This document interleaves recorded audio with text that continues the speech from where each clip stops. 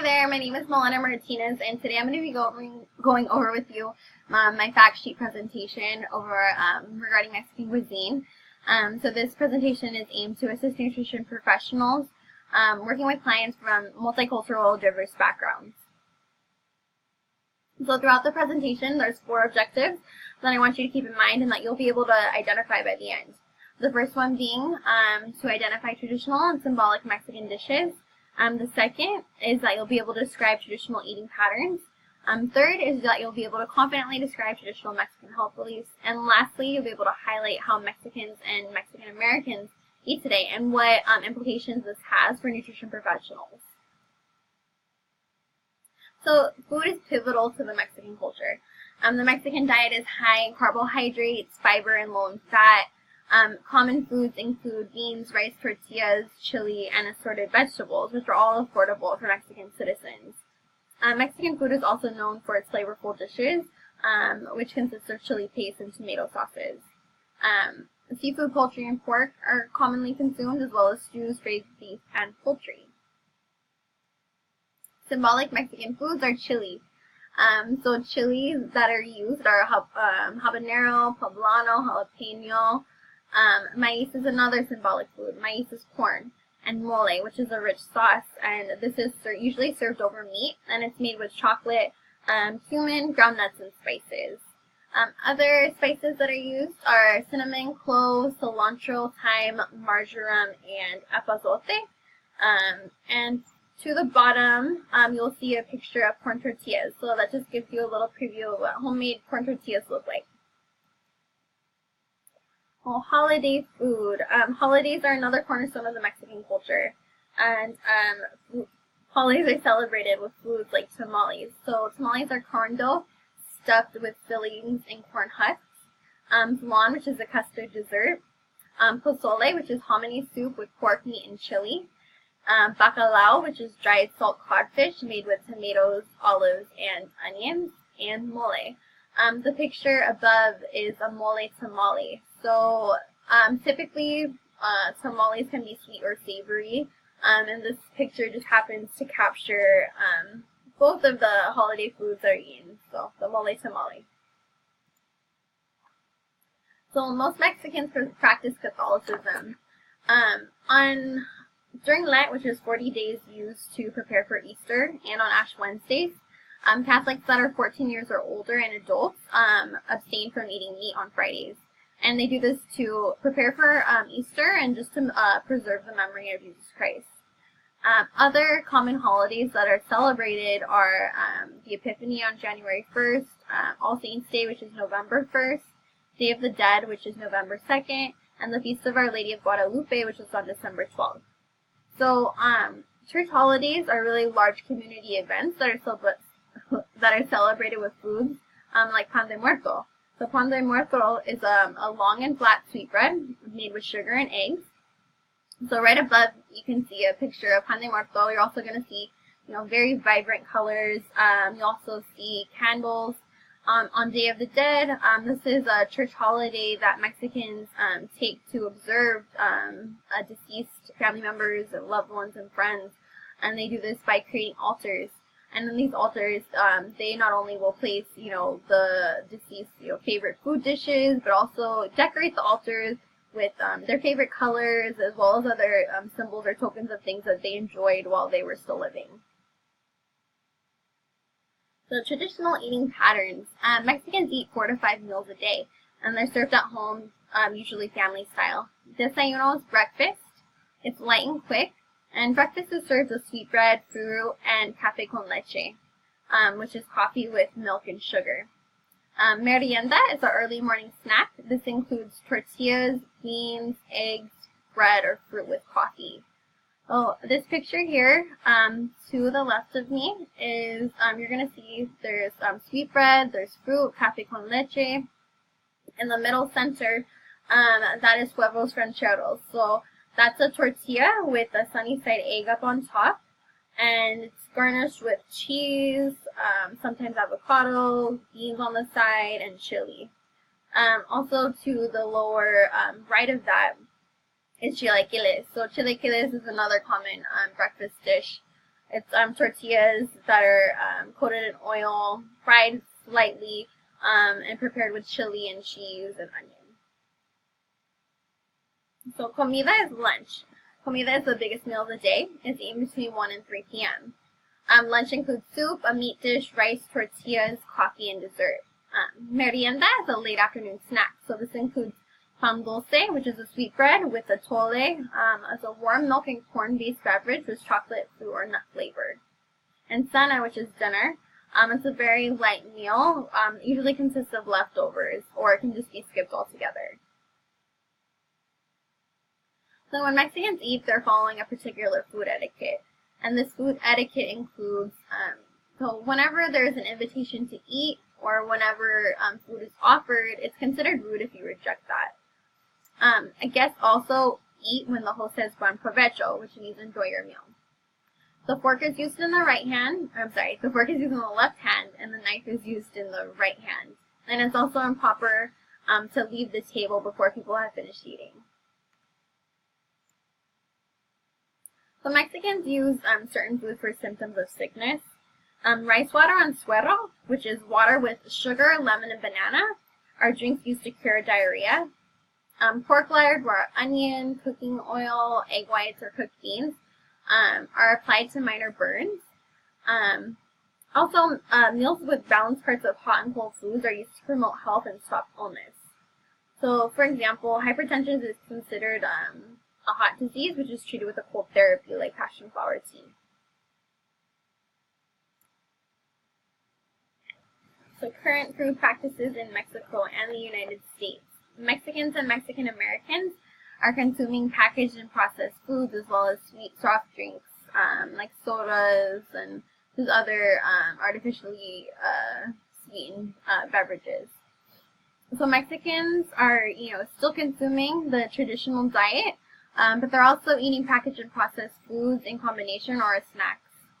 Mexican Americans are eating 3 meals a day in comparison to the 4 or 5, which is the traditional. So Mexican Americans are eating more fruits, vegetables, meat, milk, fat, and sugar.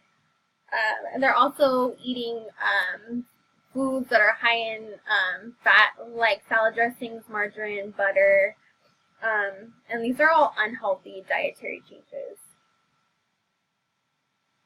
So Mexican immigrants incorporate cultural cuisine by buying tortillas, rice, beans, chili from American and Mexican markets in the United States. So immigrants also incorporate the cultural cuisine by eating American foods with chili or tortilla. For like an example of this, eating barbecue chicken with rice on the side and tortillas with chili.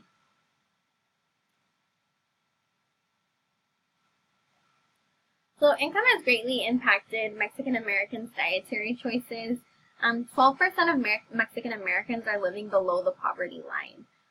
So you may ask, how is income impacting Mexican Americans' food selection? Well, typically in America, cheap foods are high in sugar and fat. So due to the price and convenience, this population is selecting cheap processed and packaged foods. And as a result, now we're seeing very high rates of obesity and disease, as well as diabetes in the Mexican American community. So that in itself is really a cause for concern. So as a nutrition professional, there are definitely concerns looking at the Mexican diet in relation to health. The good dietary practices the Mexican culture exhibits is the use of beans, which are really high in protein and fiber. In addition, Mexican cuisine can be well balanced and healthy when food is prepared without lard, butter, or cooking oils.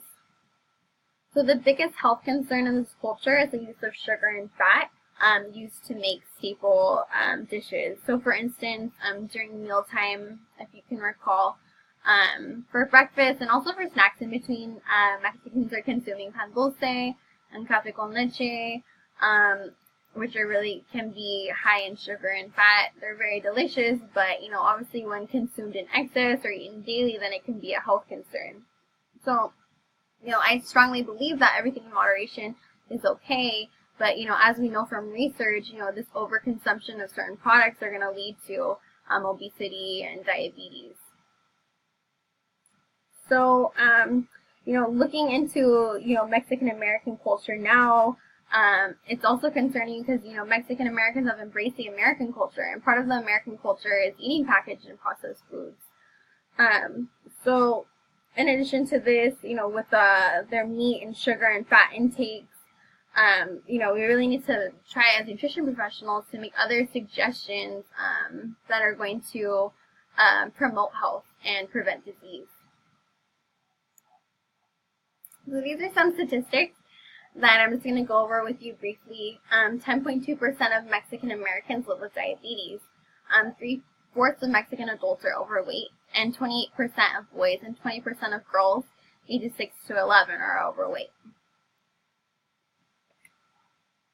So when working with clients from a Mexican background, I would suggest that they consume more fiber, whole grains, and less sweetened beverages, meat, milk, cheese, and butter. So I would also address modifying traditional dishes that are high in sodium, fat, sugar, and adjust those traditional dishes to have less sugar, less fat, less sodium. So foods like meat, milk, and cheese are really high in saturated fat, and per individual, we shouldn't be having more than 12 to 16 grams daily. So foods like beans, broccoli, oatmeal, and whole grain bread are really good food items that are going to help decrease the risk of acquiring diabetes. So I would encourage clients to eat leaner cuts of pork and meat. Also encourage them to eat more beans without the use of lard or butter or cooking oils to make them. And I would also want to increase Mexican Americans or just Mexican clients just increase their knowledge of healthier American cuisine as far as what other items that they can eat that are going to be healthy for them that are American based.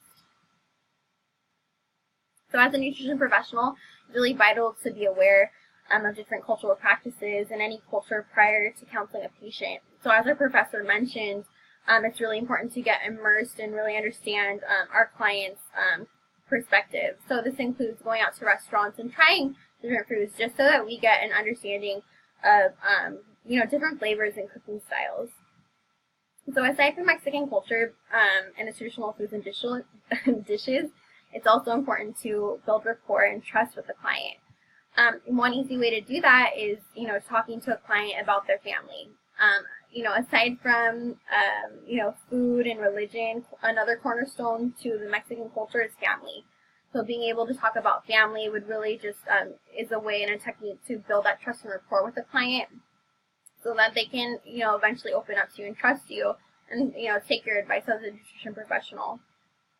So, and then also once I have, built that support, once I've built that trust and rapport from that client, I would try to aim at getting their family members to, building their support from the client's family just to enhance the acceptance of the new diet. In addition, having knowledge of the hot and cold system can be beneficial when counseling a patient.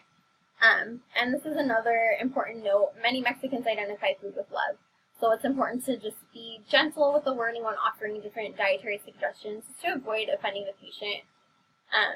And also, I would say the most important thing to keep in mind when addressing clients is, practicing cultural competence and, by, being aware of cultural competence and what it is, we're going to be able to use this when working with clients of multicultural backgrounds, which is really essential as nutrition professionals. So now that the presentation is complete, you should be able to identify all of the objectives that I discussed at the beginning of the presentation. And I just want to say thank you for your time, and I just truly hope that now you have a better understanding of the Mexican culture as well as the Mexican cuisine, and how to address clients with this particular background. So thank you, and here are my references.